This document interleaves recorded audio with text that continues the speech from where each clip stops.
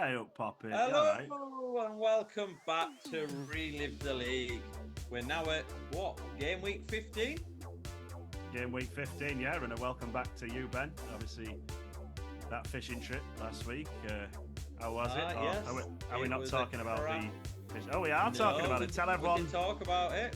Go on, I went and I didn't catch any fish in 24 hours. Didn't catch any fish on a fishing trip. Just him and Brucey all alone camping for a weekend.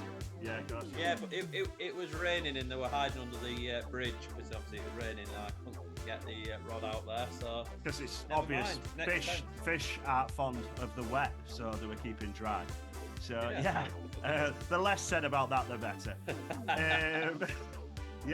So we don't have any guests on this week. We had the brilliant Theon Viteza last week, and thanks again for that, mate. That was really, really good. We have another guest lined up for next week.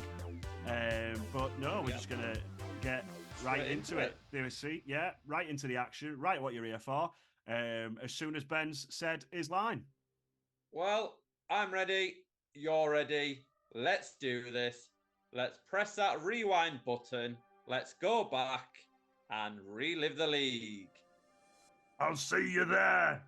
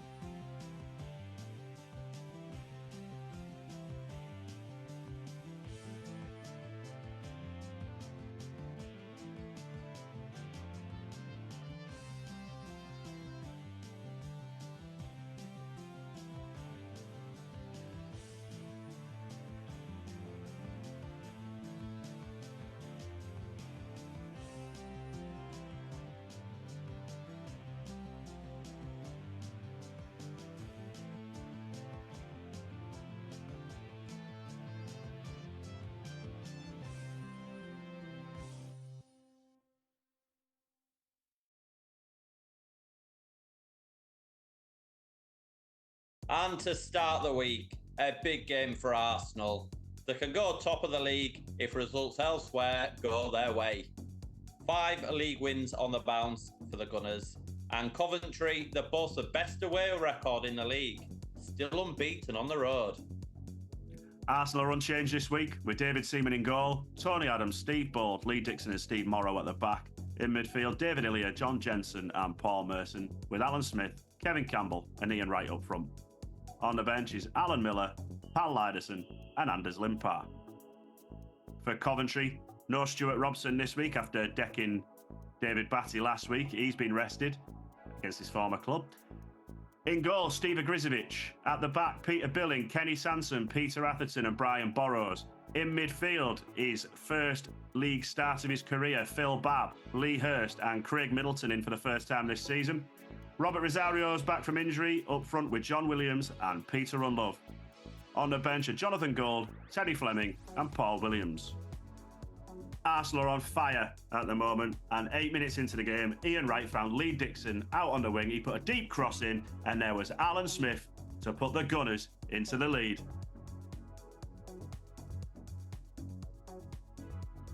Some great interplay between Wright, Dixon and Smith, all travelling with Graham Taylor and the England squad next week.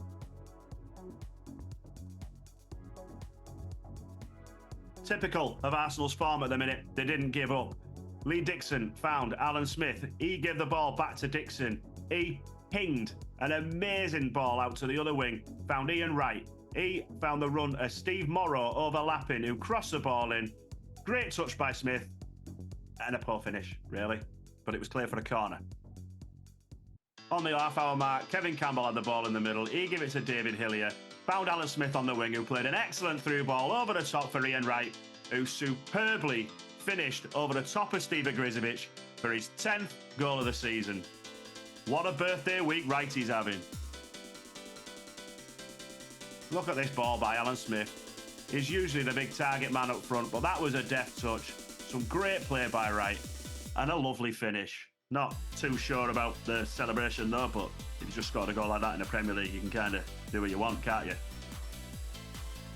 And here we go again with a back pass rule. On the stroke of half time, after a long ball forward and an Alan Smith flick on, Brian Borrow's got the ball, calmly played it back to his keeper. But of course, keepers at the time had feet shaped like 50p's, and he kicked it straight out for a corner. Paul Merson swung the corner in, Steve Bold had it right up in the air to the back post, and Grizovic came and punched it straight to Ian Wright, who volleyed it across goal, and Kevin Campbell nodded into an open net to make it 3-0 to Arsenal, and another for the back pass highlight reel. Into the second half, and Arsenal was still pushing for more. The great head forward by Steve Bold, Peter Atherton intercepted it, David Ilya played it back forward and left Alan Smith clear through on goal, who's one-on-one with the Grizovic, and a great save by the old stalwart. And then, late on, substitute Anders Limpar found Steve Morrow, who played a long ball forward to Ian Wright. He turned it round the corner, and Limpar, with pace to burn, ran clear, through on goal, decided to pass it across, and Alan Smith took too many touches, took it wide, and hit it wide. He could have scored a hat-trick today, but let's listen to the man himself analyse that for us.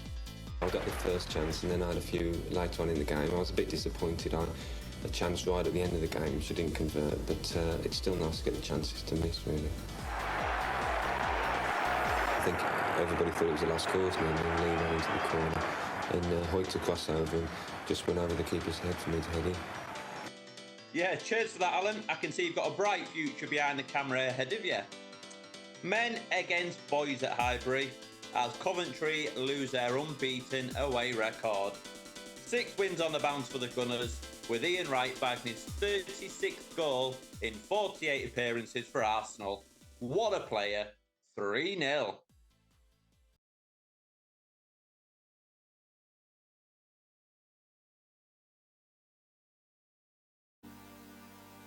Now it's Aston Villa against Man United.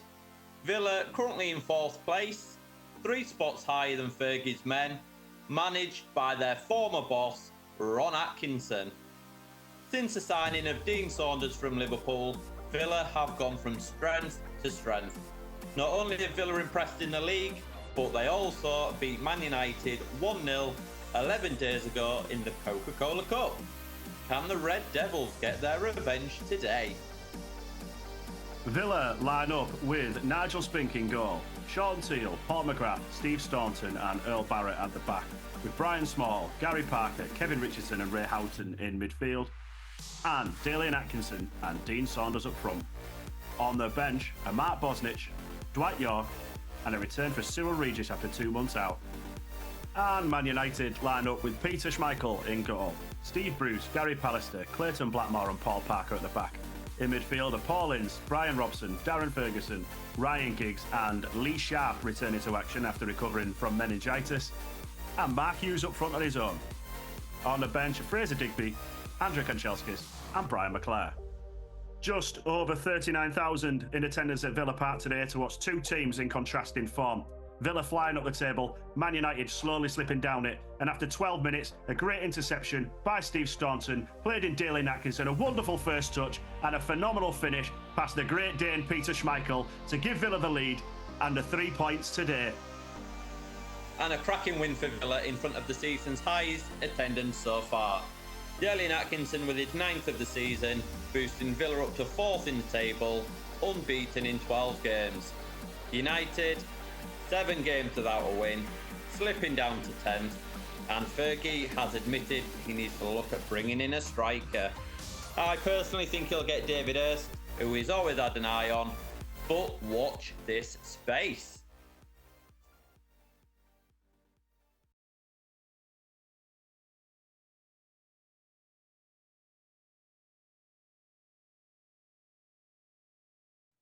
And next up, we've got Tottenham Hotspur travelling to Ewood Park to take on Blackburn.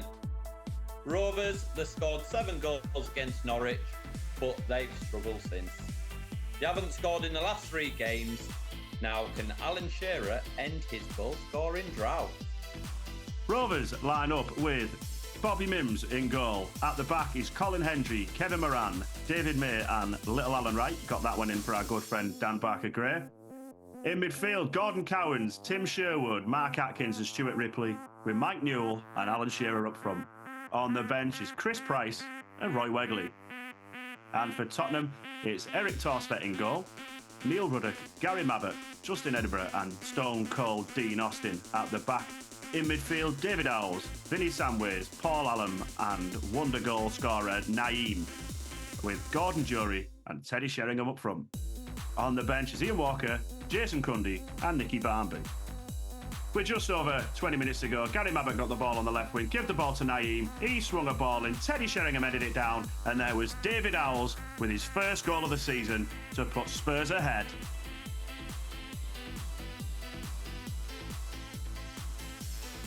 It's some great play by Naeem. The Spurs fans were screaming shoot after his goal last week against Liverpool. A wonderful nod down by Sheringham and a top finish from Owls. With just under 10 minutes to go, Teddy Sheringham played an aimless ball forward. Gordon Jury chased it, latched onto it, and headed towards a box. He squared up Colin Hendry, went round him, and Hendry decked him. Well, more so, rugby tackled him to the floor. Penalty to Tottenham. Vinnie Samways is ecstatic. Gordon Jury gets a hug there. Let's watch this again by Hendry. Yeah, that's a stonewall penalty if I've ever seen one. 2 Scotsmen fighting against each other. What a wonderful sight. And there's only one man for the job for Tottenham. And his name's Teddy. Surely it's him on penalties. Indeed it is. He places the ball calm as anything. Steps back to compose himself. Can he beat Bobby Mims? Runs up, slots home, beats the former Tottenham keeper to make it 2-0 to Spurs and the 3 points. And of course, Neil Ruddock with the bragging rights, keeping a clean sheet against his former Southampton teammate Alan Shearer. Yeah, and a great win for Spurs, but the focus remains on Blackburn. They've lost top spot following that defeat. 4 games now without scoring. 2-0 to Spurs.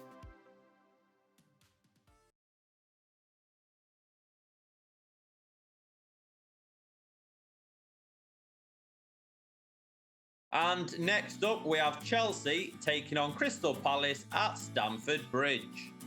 It's been confirmed that Paul Elliott is out for the season, potentially even longer, and he's going to see a faith healer to try and save his career. He's even looking at suing Dean Saunders for that tackle that caused his injury. Additionally, Joe Allen has left Chelsea to join Brentford for 275 grand. Just 1 win in the league this season for Palace. Surely an easy 3 points for Chelsea today. Chelsea line up with Kevin Hitchcock in goal. A back 4 of Frank Sinclair, David Lee, Mal Donaghy and Gareth Hall. In midfield is Eddie Newton, Andy Townsend, Dennis Wise and Graham Stewart, with Robert Fleck and Mick Harford up front. On the bench are Nick Colgan, Graham Lasso and Craig Burley. And for Crystal Palace, it's Nigel Martin in goal. A back 4 of Andy Thorne, Eric Young, Lee Sinnott and Richard Shaw, with Gareth Southgate, Simon Osborne, John Solarco and Eddie McGoldrick in midfield, with Paul Williams and Chris Armstrong up front. On the bench is Paul Held, Chris Coleman and Stan Collymore. After 4 minutes, Robert Fleck whipped in a ball from the right and Richard Shaw casually played into his own goal, to the obvious delight of Ian Porterfield. 1-0 to Chelsea. And then after 40 minutes, David Lee whacked a ball up the pitch towards Robert Fleck.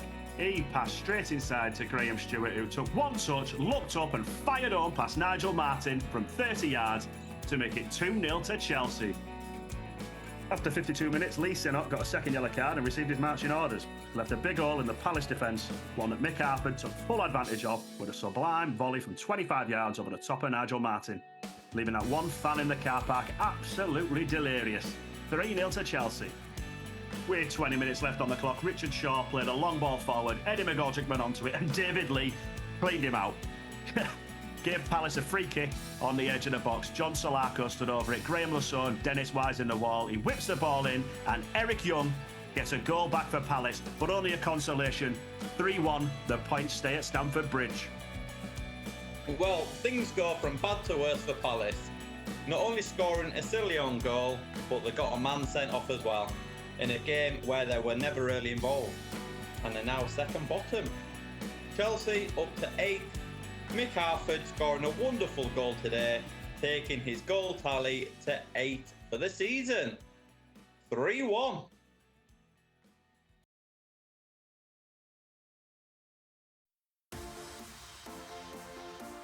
And next up we've got draw specialists Ipswich Town taking on Southampton at Portman Road. They've drawn 8 of 14 games this season and they're unbeaten at home too. Saying so, just one win on the road this season, they'll be up against it today. Ipswich line up with Clive Baker in goal, Steve Palmer, David Linnigan, Neil Thompson and Mick Stockwell at the back. In midfield is Wright Williams, Jason Dazelle, Gavin Johnson and John Walk, with Steve Whitton and Chris Kiwamir up front. On the bench is Jason Winters, Phil Whelan and Paul Goddard.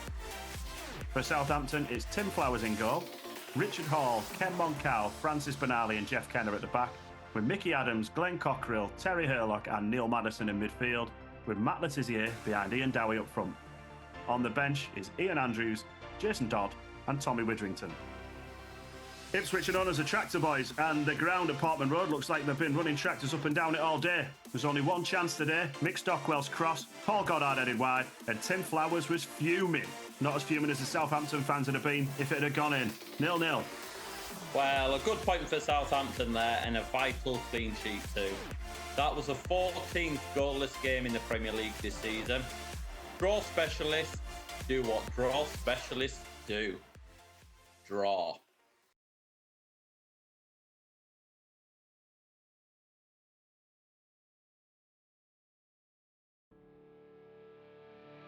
And next up we have Liverpool taking on Middlesbrough. Liverpool, well, they're having a difficult time at the moment, not scoring in their last 3 games, defeats against Wimbledon and also Spartak Moscow in Europe.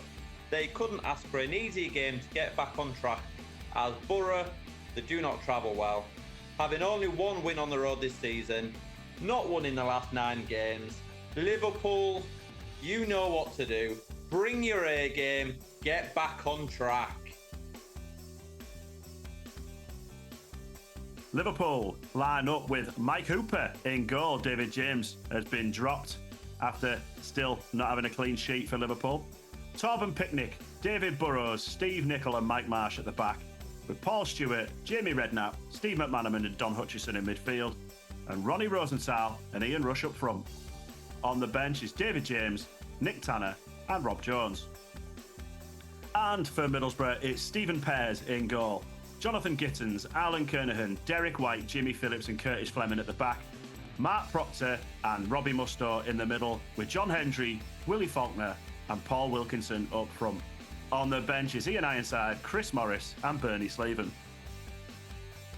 After 6 minutes, Jonathan Gittins shed an hospital back pass. Stephen Pears tried his best, but Ronnie Rosenthal kept his balance, went round him and produced a great finish to make it 1-0 to Liverpool. On 38 minutes, Mike Cooper weathered one up the pitch. Jamie Redknapp got a touch on towards Ronnie Rosenthal. Jonathan Gittins was with him, but all he could do is watch as Rosenthal fired home to make it 2-0 to the Reds.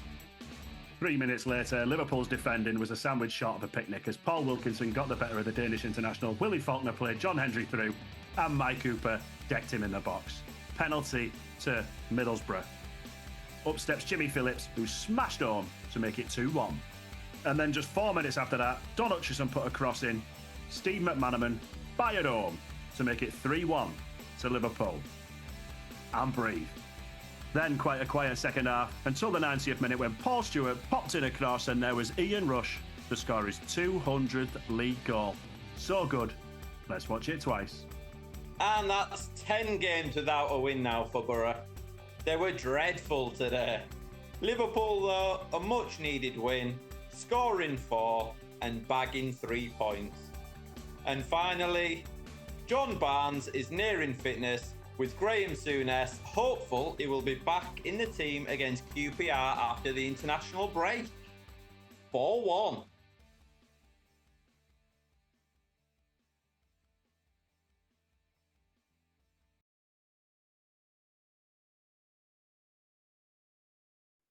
And next up, we've got Man City taking on champions of England, Leeds United. City, they're unbeaten in the last 4 games. And Leeds, well, this couldn't come at a worse time for them, really. A shattering European Cup defeat to Rangers on Wednesday. A depleted team out today. There's no Lukic in goal. David Batty and Tony Dorigo both out injured. Rocastle and Lee Chapman both dropping to the bench. They're going to struggle today, I think. And let's just hope it's not a 4-0 demolishing like they got last season when they travelled to Main Road. Let's see how they get on. City line up with Tony Courton in goal, a back four of Keith Curle, Terry Phelan, Ian Brightwell and Andy Hill. In midfield, it's Steve McMahon, Fitzroy Simpson, Rick Holden and David White, with Niall Quinn and Mike Shearer up front. On the bench, it's Martin Margetson, Peter Reid and Gary Flitcroft. And for Leeds, it's Mervyn Day in goal at 37 years old, with Chris Fairclough, Chris White, David Weatherall and John Newsom at the back. In midfield, it's Steve Hodge, Gary McAllister, Gordon Strachan and Gary Speed, with Rod Wallace and Eric Cantona up front. On the bench, it's Paul Pettinger, David Rocastle and Lee Chapman. On 13 minutes, Tony Courton pumped the ball upfield and leads his centre-backs. Firstly, Chris White, then Chris Fairclough, teamed up to give Mike Shearer the ball, who gave Man City the lead. Then on 37 minutes, another pump ball forward, this time by Keith Curle, met by the header Niall Quinn. It went back to Fitzroy Simpson. He gave it to Mike Shearer, who turned into the box and played it across for David White to score his 9th goal of the season. And with 15 minutes to go, Fitzroy Simpson found himself in the box. He shot on goal, Mervyn Day saved it, and there was the boy from Leeds, scoring against Leeds for Man City for the 2nd season in a row, Andy Hill making it 3-0. And then 5 minutes later, with just 10 minutes on the clock, Keith Curle played in Ian Brightwell, who made it 4-0 to City. Yeah, and City stretch out unbeaten run to 5 games and are up to 7th in the table. Travel sickness continues for Leeds as they are still to find a win on the road, while also being handed their heaviest defeat of the season, 4-0.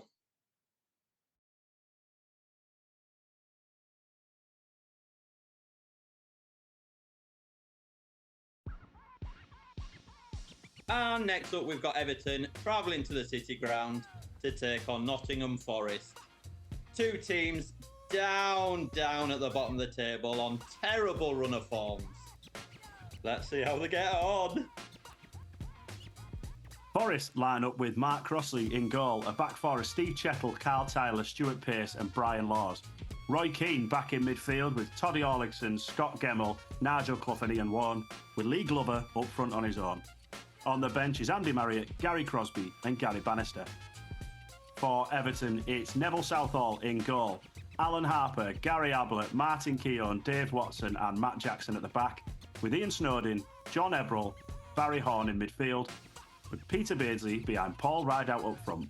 On the bench is Jason Caton, Robert Barzicker and Stuart Barlow. On current form, you could argue this game was a vital relegation 6-pointer, and it was played like one. No chances until the second half, then Lee Glover smashed one and Matt Jackson cleared off the line. That could prove very vital for Everton come the end of the season. But on 52 minutes, Everton finally had a chance to show their class. Barry Horn got the ball, sprayed it out wide towards Alan Harper. He played a first-time cross into the box and there was Paul Rideout to head home to make it 1-0 to Everton. And a vital 3 points. And that's a huge 3 points for the Toffees, just to take them away from that relegation zone. But Forest are rock bottom and they are looking bad. Well, if they cannot improve that form, they will be down and relegated by Christmas. Mark my words. 1-0.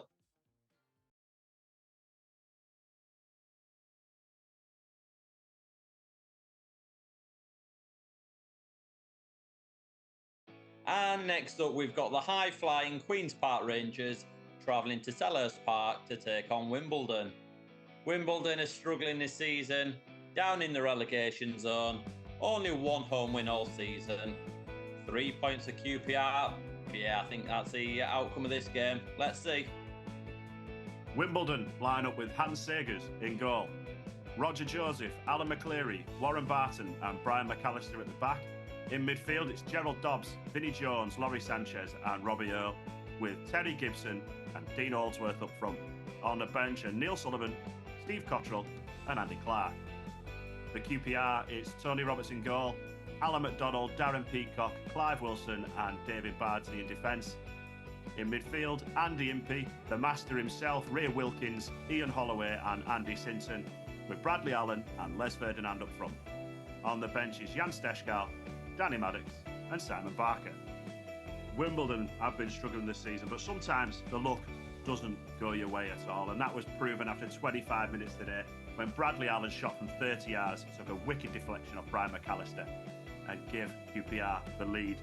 But then, on 42 minutes, after some great play by Andy Sinton and Les Ferdinand, Hans Segers cleared, and a true moment of class made it 2-0 to Queen's Park Rangers. What a footballer Ray Wilkins was. And what a man. A true gentleman and a class footballer.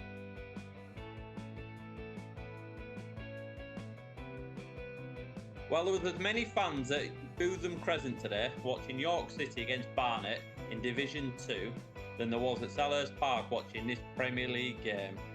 Is that just a form that Wimbledon are showing? Or is it... What is it? If you know, get in touch. Tell us. Queen's Park Rangers, though, great result, going great guns this season. And although they've got 9 players on international call-ups next week, controversially, no Ray Wilkins, though. He might be slow, balding, 36 years old, but he's one of their best midfielders in the league. He uses with class. But that defeat, it puts Wimbledon in the bottom 3, and they are struggling.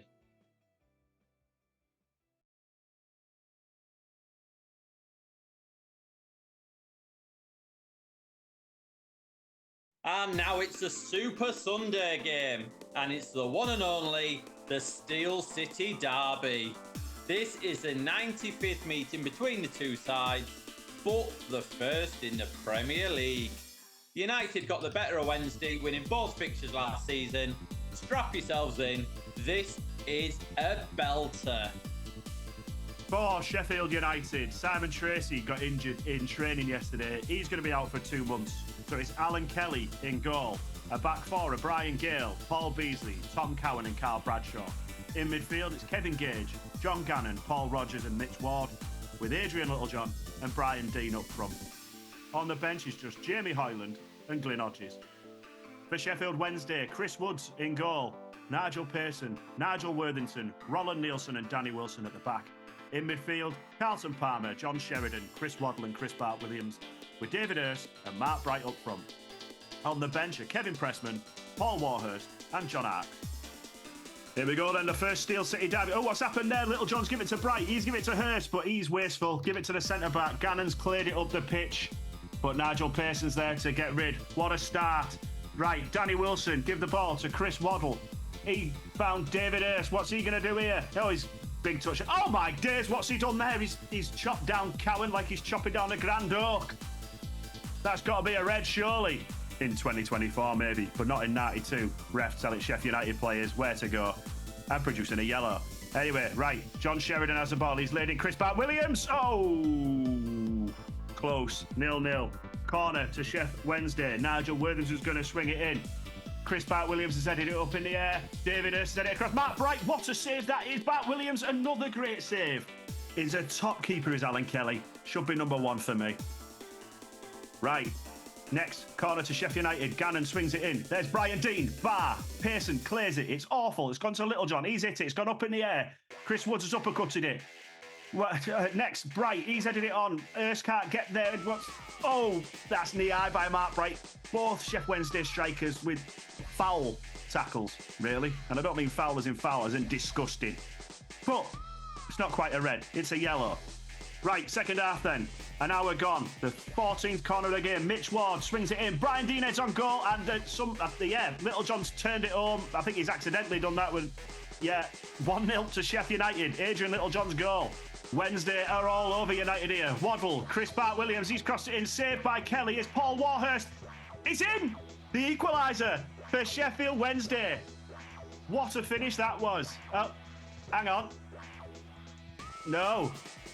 Offside. Let's look, see who it was. Chris Bart-Williams. Cross. No, he saves it. Oh, Bright's on the line there. Yeah, Bright's offside. He was in the goal, though. Thoughts, anyone? Right, 84th minute. David Hurst got the ball. Waddle. Back to Hurst. What a touch. What a finish. What a celebration. 1-1. Now, people might slate the football back in 1992. But let's watch this again. This was liquid football. Alan Kelly's seriously unlucky. He's been on fire today with some great saves. But let's watch this. Hurst gets the ball. Waddle takes it. He perfectly waited on the ball. Great touch by Hurst and smashed home. And a phenomenal celebration to boot. The kids will be copying that on the playground for years to come. Right, last couple of minutes. I don't know what Brian Gale's doing there, but Paul Warhurst in into the boxes. Give it to Matt Bright to make it. He should have made it 2. That was awful. Still, 1-1. Right, we're going to play out from the back now. Here's Matt Bright again in the middle of the park. He's running forward with it. Where's he going to go? Who's he going to give it to? He's giving it to Warhurst. He looks offside though. Great 1-2. Bright in the box. Another save by Kelly. He's kept Sheff United in this game.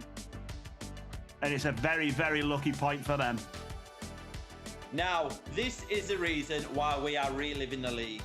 Modern game has gone. We want to see football how it was. I don't condone violence, and we saw some proper tackles there, didn't we? From David Hurst, Mark Bright. None of this stopping the game for 5 minutes to have a look at some 30 angles and getting the ref to go and have a look at a screen. Nah, forget all of that. Just a ticking off, yellow card, any more of that and you're off. That's all we need. You tell me what fan doesn't love to see this passion and fight from their team, especially in a derby match. It was Wednesday who had the better of the game. Woods didn't have much to do all game. David Hurst scored one of the best goals I have ever seen. That 1-2 with Chris Waddle, his first touch, and that finish, I could watch it over and over again. Hopefully, it's not his last goal for Wednesday, though. Man U and Leeds are sniffing around. Get away, lads. Leave him at Wednesday. He's loving life. Point shared. 1-1.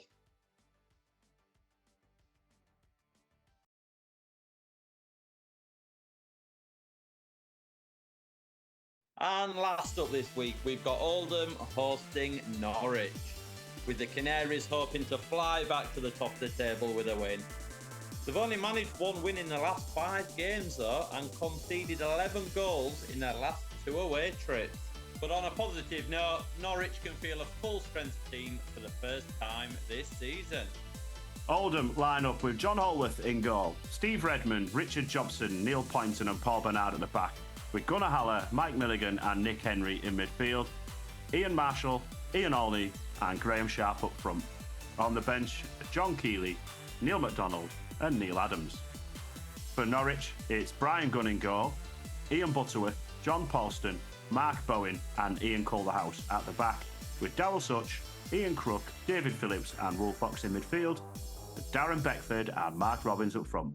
On the bench is Mark Walton, Rob Newman and Chris Sutton. Both of these two sides love a goal, and after 14 minutes today, Norwich got the first. Ian Culverhouse swung in a cross, and it was former Man United man Mark Robbins to get his first goal in 7 games.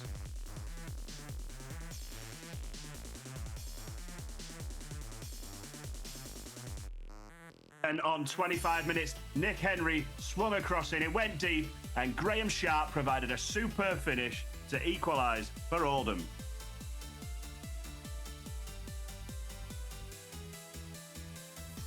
Norwich, though, are one of them sides that are never going to sit back, and just 2 minutes later, Rule Fox was sent clear.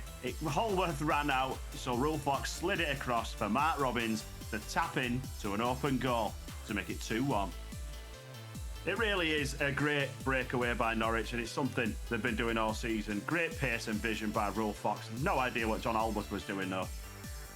But if there's one thing we know about Oldham Athletic, they don't half love both teams to score special. And 2 minutes before half-time, Ian Marshall, after getting absolutely cannonballed by Brian Gunn, equalised brilliantly for Oldham. Then we had a drab second half. Until the 90th minute, Daryl Such ran forward, gave the ball to Mark Bowen. He passed inside to David Phillips. The ball somehow found itself with Mark Bowen. He went into the box, shot across John Holworth, post and in. The 3 points for Norwich and Mark Robbins' hat-trick. The fans are ecstatic, and rightly so, taking that top spot in the Premier League.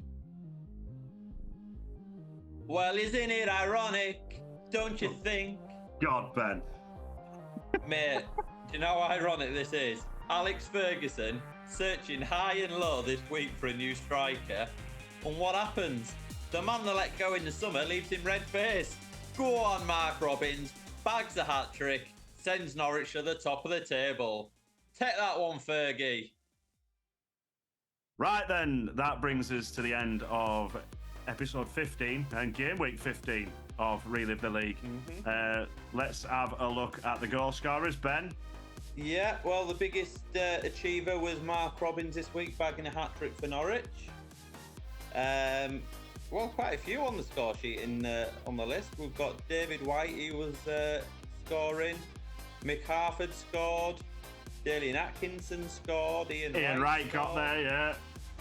We've had a few movers up on there. Let's have a look at the bottom half of the table. Forest, well, they're still Forest. Crystal Palace and Wimbledon, they're looking poor, really, as are Southampton. Oldham, I think they're just unlucky. Everton, their time's obviously going to come at some point. But when the surprising thing, though, as we go into the top half, is Liverpool have made it into the top half of the table. Well, they do sneak into there. Man United nearly dropping out of the top half. Blackburn, well, they seem to have lost that little bit of form that they had at the start of the season. Dropped off a cliff, haven't they? But let me just add, though, at the start of the season, for me, there were 4 realistic contenders for the title. We had Leeds. Where are they? Yeah, Liverpool. Awful. Liverpool were contenders for me. They're 11th. We've got Man United. They were a contender for the title. They're down in 10th. They don't have a striker, though, do they? They don't have a striker. That might change things. But they are. It might change soon. Hint, hint, wink, wink. But for me, looking at the table, Arsenal absolutely flying. They were the bookies' favourites to win the first ever Premier League, and you can just see why. For me, the title's theirs. Yeah, for me, Villa are going to push them, though. Villa have been brilliant. Saunders and Atkinson up front, they're going to take them all the way. So anything else from you? Nothing else from me. So that brings us to an end of episode in game week 15.